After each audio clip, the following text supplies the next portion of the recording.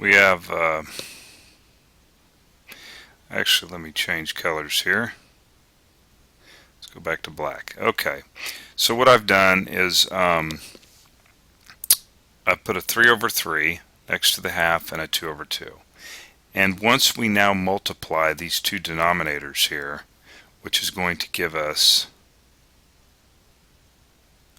a 6, and then 3 times 1 is 3 plus, and then of course 3 times 2 is 6.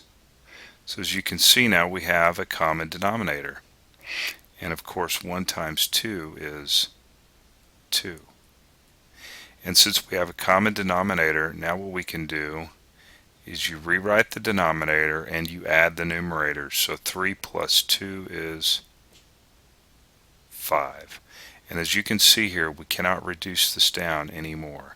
So 5, 6 has been totally reduced down, and now this is a what? It's a proper fraction. And also reminding you that this is known as a rational number. Let's look at some more examples. Okay, so let's say that we had 1/4 plus, we'll say 1/2. Now you notice our denominators are not equal, so we can't just add the denominators or multiply them. Some students get denominators, they add them, they multiply them, and do all kinds of crazy stuff. But what we want to do here is we want to get both these denominators to be the same. And the way we're going to do that, it's real simple.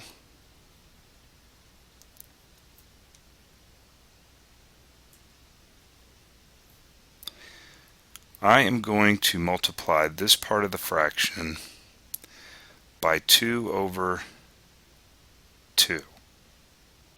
Now 2 over 2 is 1, and 1 times a half is just a half.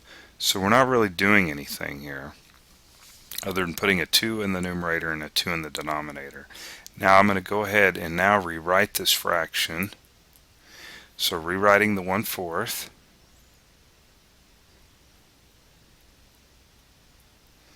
So 2 times 2 is 4. And 1 times 2 is 2. So now as you can see, we have a common denominator. And so I rewrite the denominator and I add the numerators, which will be a 3. And as you can see, this will not reduce down any. And we have now our proper fraction. Alright, let's come up with another one here. What if we started out with 2/8 plus 1/4? Well, the first thing I would say is let's simplify this guy down first. Okay, let's simplify this down first before we actually start adding these together, because in the end we'll just end up having to simplify again. But it'll be much more difficult. So let's simplify this first. So the largest number that goes into both 2 and into 8 is going to be 2. And 2 goes into 2 one time. And 2 goes into 8 4 times.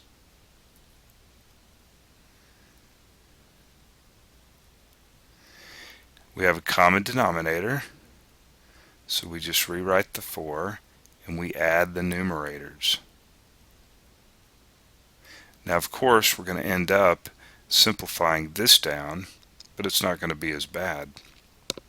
So 2 goes into 2 one time, and 2 goes into 4 2 times. So our answer, so this is equal to 1/2. Well, this is adding two fractions together when their denominators are not equal. And remember, I'm just going through and just refreshing your memory on how to add fractions together. You're more than likely going to be working with much larger numbers here when you work some of the problems on this website. But this is just supposed to be a refresher. But what we need to look at next is multiplying fractions together. So we're going to do that next.